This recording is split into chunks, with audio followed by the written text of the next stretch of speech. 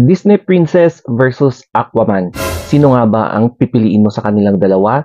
Yung isang OFW na teacher o kaya yung isa ding OFW na seaman?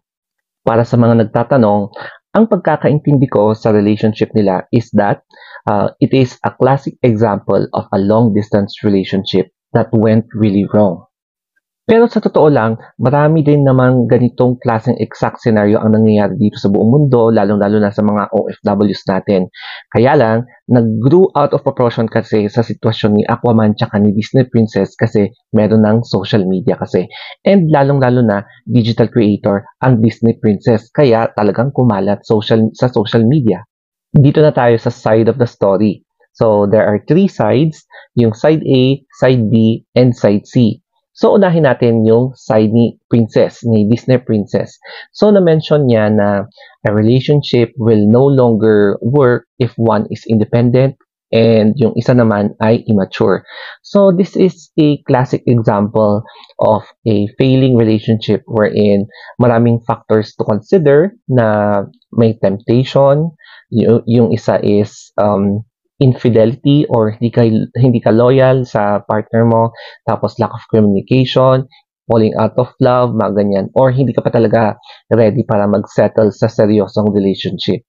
Pero eto na yung side B, kaya hala ka ta Disney Princess, eto na yung statement ni Aquaman. So, sobrang haba no and very detailed yung pagkaka-explain niya.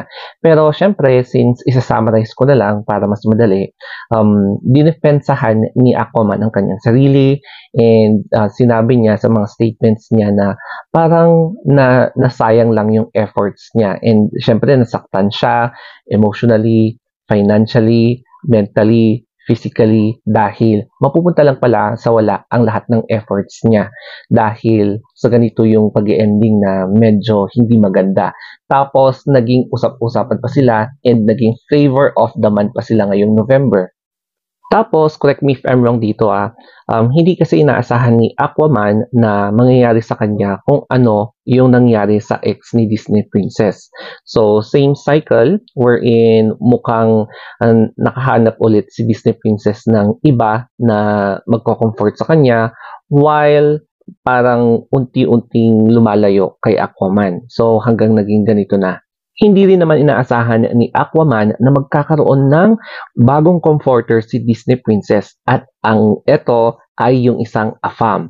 So, according kay AFAM naman, wala siyang nakikitang mali kay Disney Princess kasi hindi niya inaakala na hindi pera ang habol ni Disney Princess sa kanya dahil yung mga previous daw na kanyang mga na-encounter ay mga pera lang ang gusto kay AFAM. Kaya sabi niya, pagpapatuloy niya ang pagiging comfort guy para kay Disney Princess. At this point, marami pa rin ang sumusuporta kay Disney Princess, lalong-lalo na sa mga kasamahan niya sa digital world sa pagiging content creator. So may mga content creators na supporters para kay Disney Princess and meron din namang sumusuporta para kay Aquaman dahil marami ring nakaka-relate sa nangyari kay Aquaman. Personally speaking, hindi ko talaga sila kilala. Hindi ko kilala si Disney Princess and hindi ko rin kilala si Aquaman. Pero ito lang yung masasabi ko na nakakalungkot dahil hindi talaga nag-work yung kanilang relationship. Kasi, di ba, long-term or long-distance relationship talaga ay medyo risky. Lalong-lalo na kapag mag-i-invest ka talaga ng more effort, more time, more sacrifice. Lalong-lalo na at hindi laging lahat ng pagkakataon ay magkasama kayong dalawa. And ang dami talagang factors to consider such as temptation. So, number one yan. Temptation, loyalty, mga ganyan. O kaya, yung situation nyo lang, depende talaga sa sitwasyon yan. So, I hope makahanap kayo ng tamang tao para masuklian yung mga pagmamahal nyo sa puso nyo. O, diba? So, that's it guys. Thank you for watching and I hope na makarelate din kayo dito kasi marami talagang ganitong sitwasyon na nangyayari. Hindi lang kina Disney Princess and Aquaman.